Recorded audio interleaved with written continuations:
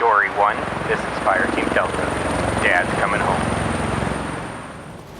Welcome to the Military Veteran Dad Podcast, where it is our mission to bring every dad home. I am your host, Ben Killoy. I'm a United States Marine veteran, husband, and a father. We will bring authentic conversations to inspire action in your life so we can close the gap between the dad you are today and the dad you want to be tomorrow. This is the Military Veteran Dad Podcast. Welcome back to another episode of Fatherhood Friday. Guys, August is almost over. I hope you've been able to get some awesome memories in. Last Tuesday, my wife reported back to school. Being a kindergarten teacher, they report before the kids. Our school doesn't start till after Labor Day here in Wisconsin, but the teachers have to report early. So this week has been just dad. And it's been some hard days, some good days, and some life lessons learned along the way.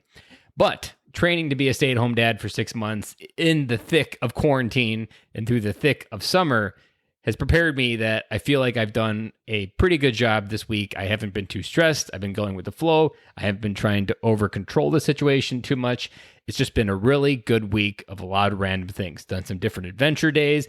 Learned that I need to double-check that a swimsuit is a two-piece or a one-piece because we tried to go to the beach one day.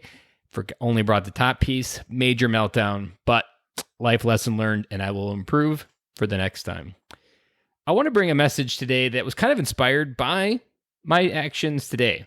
I'm recording this on Thursday, August 20th for the 21st of tomorrow. And today, I've kind of just coined in our household field day. So in the military, field day was cleaning, or at least in the Marine Corps, it may be a different term in the other branches, but in the Marine Corps, cleaning your barracks room was on Thursdays, and it was called field day.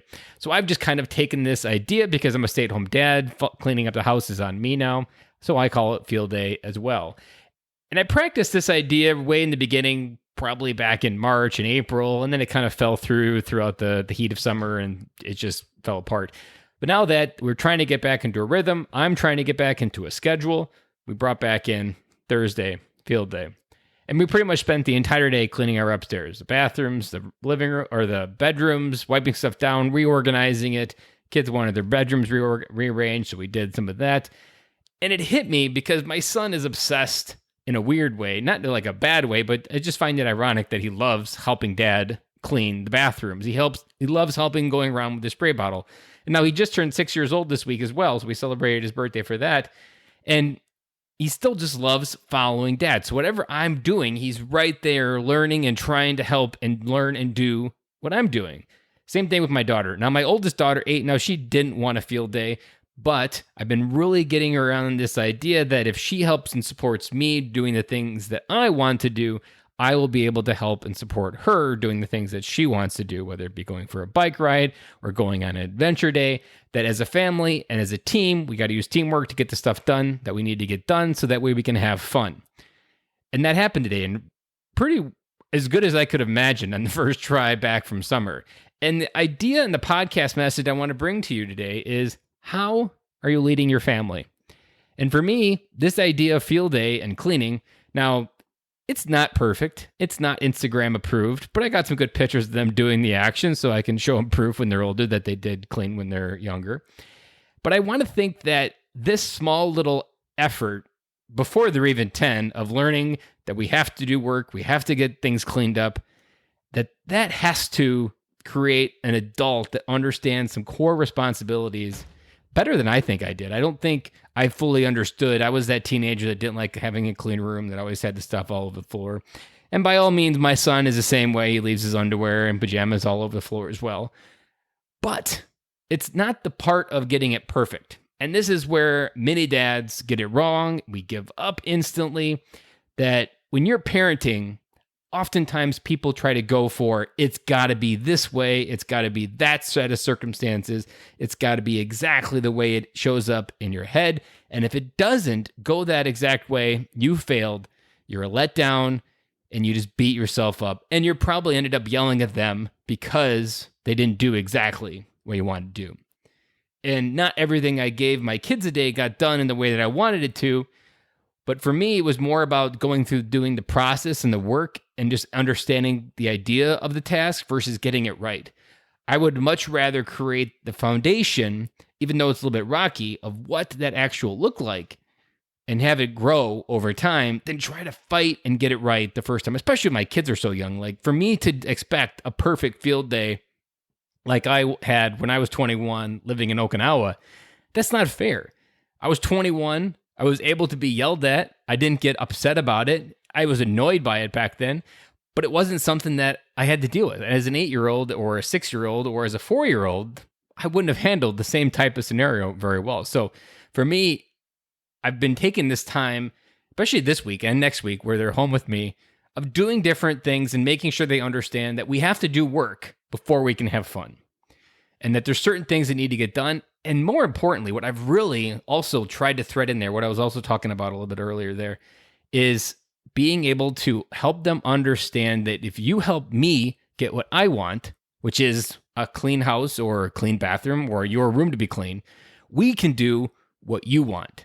And it's a Zig Ziglar quote, a Zig Ziglar quote. They don't know it, but I'm teaching him it to her early, that you can have everything in life you want if you just help enough other people get what they want. And in this particular case, I'm leading my family, my kids, through this exercise and understanding how this whole idea of you help me, I help you, and you end up getting what you wanted, even though you didn't have to fight for it and go for it directly. That this idea that we're a team, that's something I kind of joke with the kids about it, but I'm always encouraging them and joking at the same time. Man, I love it when we do teamwork, guys. It makes things so much better. And they often, my 4-year-old loves saying it, like, Daddy, wasn't it cool that we use teamwork? And it's just nice to hear that they're using this teamwork word so early in life before they even realize where it really happens and where it really is. And maybe it's on the sports field. Our kids don't do sports a lot. So this idea of teamwork is something that I just tried to incorporate into a lot of different areas of my life and our life as a family. But again, going back to this idea that I have to do all this work, the kids have to be entertained, all of this has to happen, and then we can go do something. Like, I've always tried to, this idea of field day is one of them. Like, I've always tried to incorporate them into the process because incorporating it teaches them a lesson. They help me, I help them, and it's not all on me, because I think that's something we get wrong as dads, that there's the fun part and there's the house part and the responsibility part, and those can't be integrated. One thing that I've really realized through this stay-at-home dad journey is it's about creating an integrated life, that we do things together. We try to incorporate as much fun into really boring things like cleaning.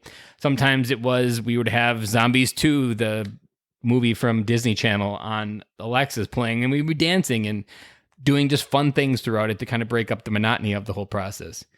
But guys, the question, again, what I want to leave with you is, how are you leading your family? How are you teaching those core little skills in those early years so that you can really theme on them later and extrapolate bigger ideas and talk about some small things that later you can talk about some big things?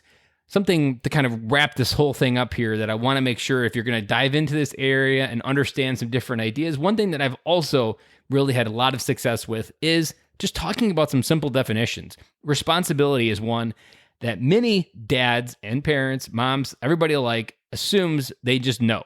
Same thing with being respectful. These words are used all the time. You can probably even say to your kids, like, that wasn't very respectful.